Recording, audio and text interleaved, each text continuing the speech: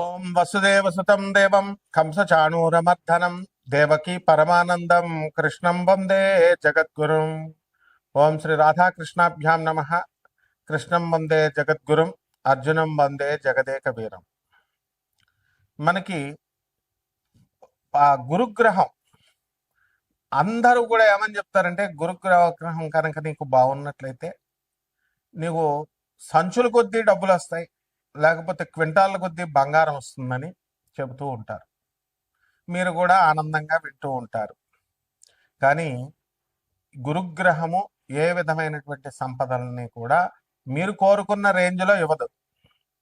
మీ నాన్న మీకు ఆస్తి ఇస్తాడు, ఎప్పుడు ఆయన చచ్చిపోయేటప్పుడు ఇస్తాడు.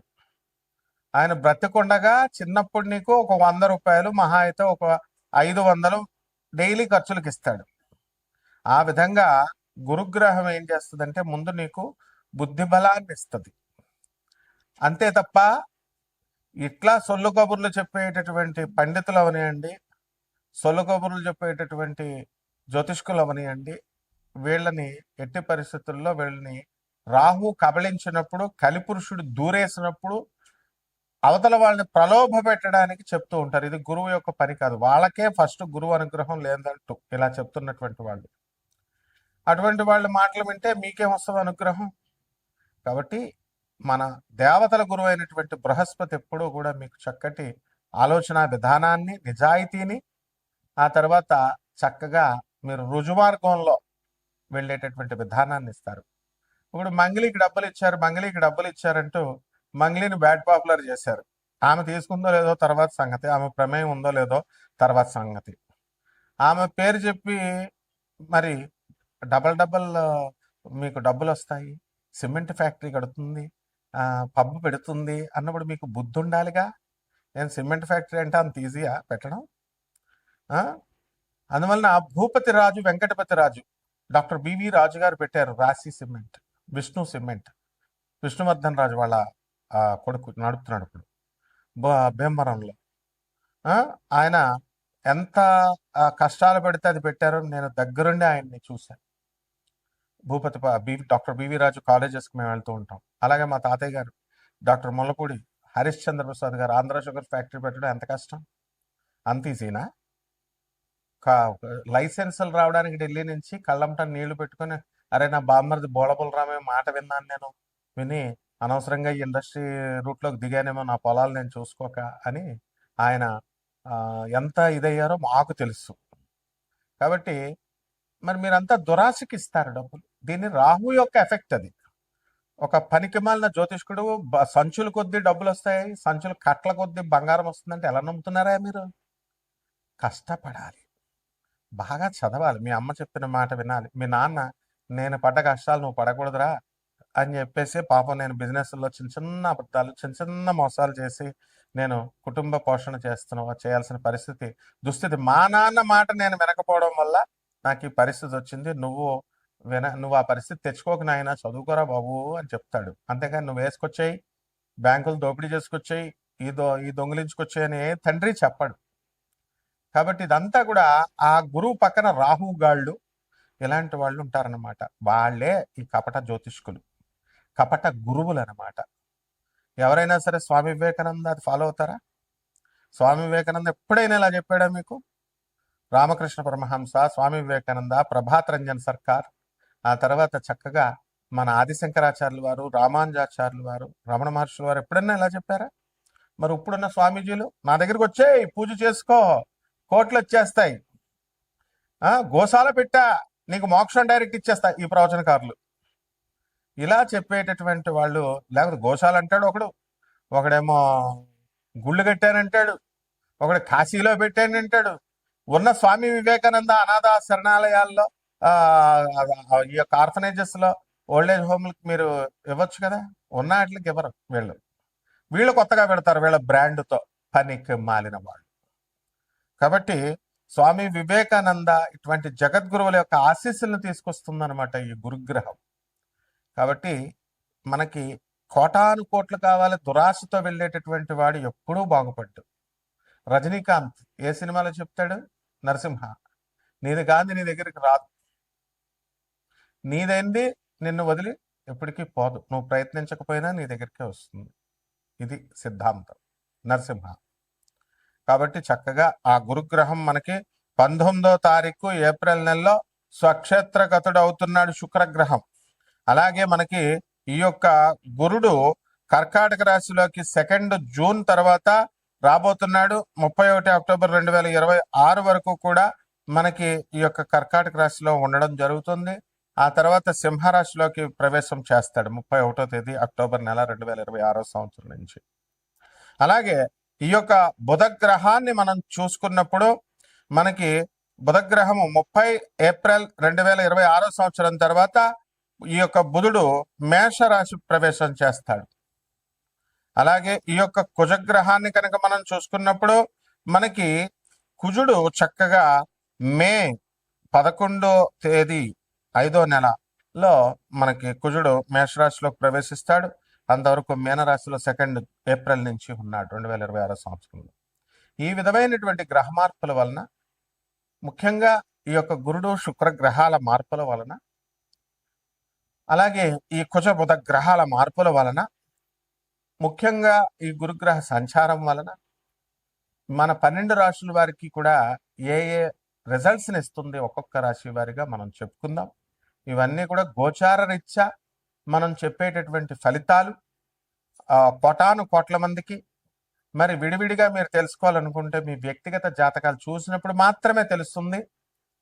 కాబట్టి ఎవరైతే సీరియస్గా ఉన్నటువంటి వాళ్ళు, సీరియస్గా డెవలప్ అవ్వాలనుకునేటటువంటి వాళ్ళు, అంతేగాని గ్రీడీగా కాదు.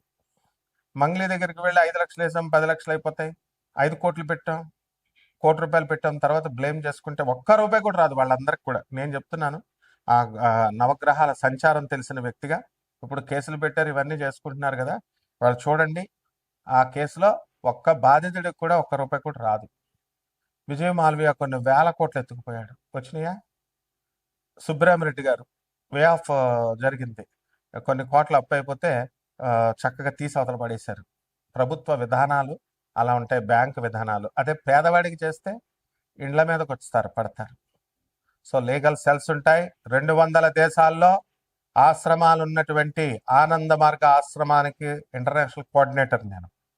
సిబిఐ కొల్యూడ్ అయ్యి కొంతమంది కపట ఆర్జీ శ్రీవాత్సవ ఐజీ కొల్యూడ్ అయ్యి కరప్ట్ అయ్యి ఆనాటి ఇందిరాగాంధీ 19 ఎమర్జెన్సీ సమయంలో మా గురువు గారిని సిబిఐ అరెస్ట్ చేసినప్పుడు అతను పాయిజన్ ఇచ్చారు, మామూలు మనిషి అనుకొని విషం తాగాడు, విషం ఇచ్చారు.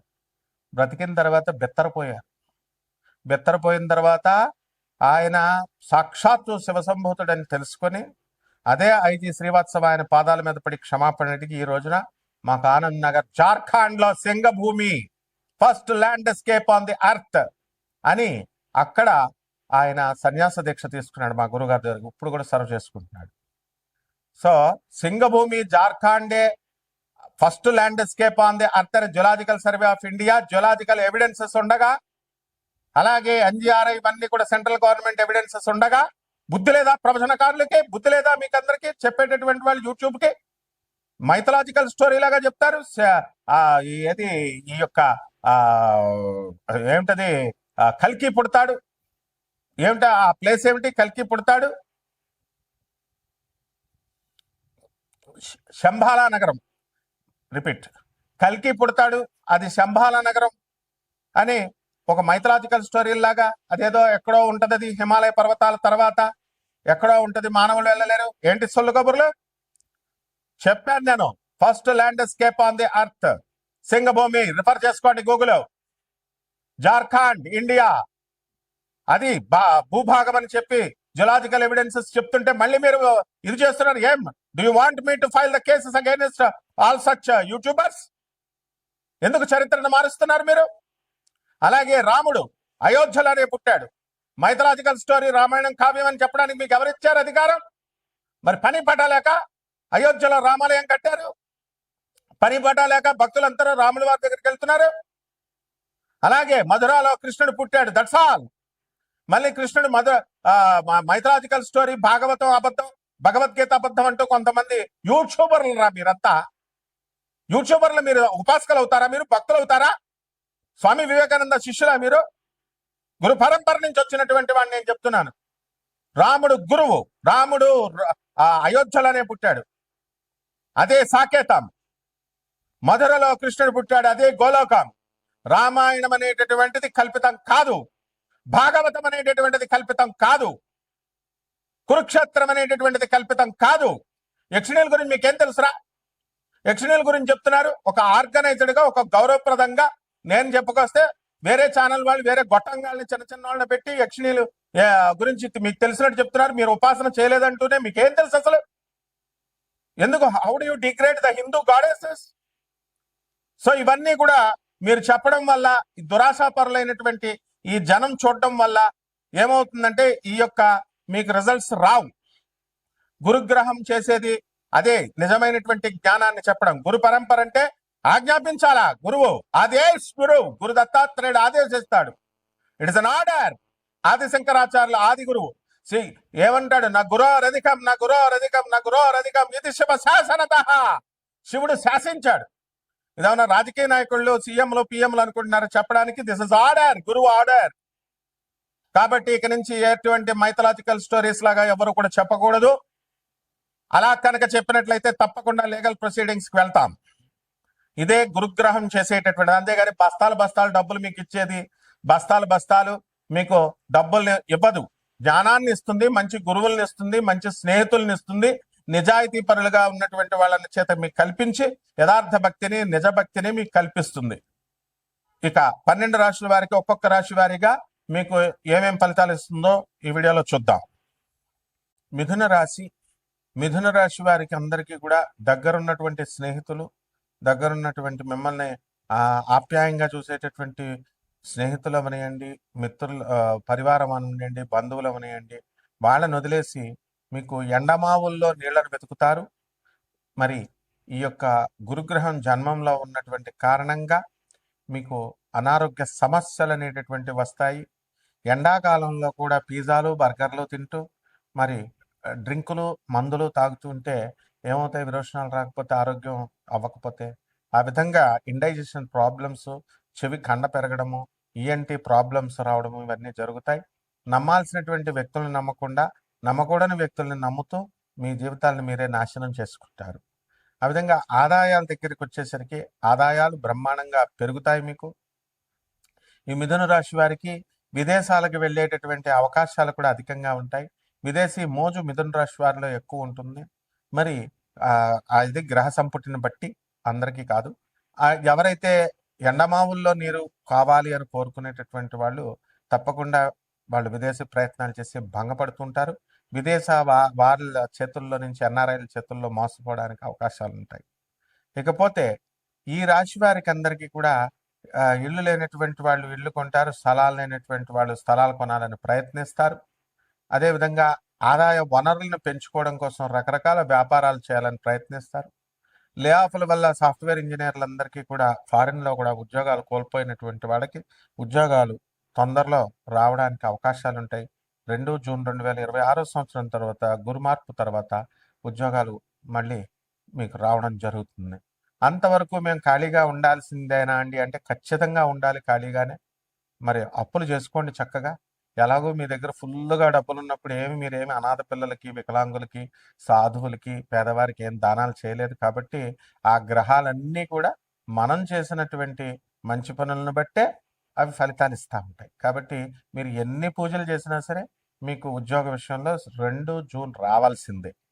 ఇకపోతే ఈ రాశి వారి అందరూ కూడా బంధువులతో చక్కగా విందు వినోద కార్యక్రమాల్లో తిరుగుతారు. రాజకీయ నాయకుల్లో వీళ్ళు కొత్త పోస్టుల కోసం తిరుగుతూ ఉంటారు. చిన్న చిన్న కార్యకర్తలకి డబ్బులు దండగ తప్ప రాజకీయాల్లో తిరగడం వీళ్ళకి ఏమీ విధమైనటువంటి కబంధ హస్తాలు, రాబందులు ఉండగా, పెద్ద పెద్ద లీడర్లు ఉండగా మిమ్మల్ని ఎక్కడ రాణిస్తారు? కాబట్టి ఈ యొక్క మీ కుటుంబాలను పాడు చేసుకోవద్దు. రాజకీయాల్లో తిరుగుతూ చక్కగా మీరు జాబులు చేసుకుంటూ వెళ్ళినంత వరకు మీ కుటుంబ పోషణను మీరు జాగ్రత్తగా చేసుకోండి. ఇకపోతే రైతులు కూడా బ్రహ్మాండమైనటువంటి సంపాదన సంపాదిస్తారు. అప్పులు ఇవన్నీ కూడా తీర్చుకోవడం జరుగుతుంది. ఇండైజెషన్ ప్రాబ్లమ్స్తో ఉంటారు కాబట్టి ఆహార నియమాలను మీరు పాటించుకోవాలి.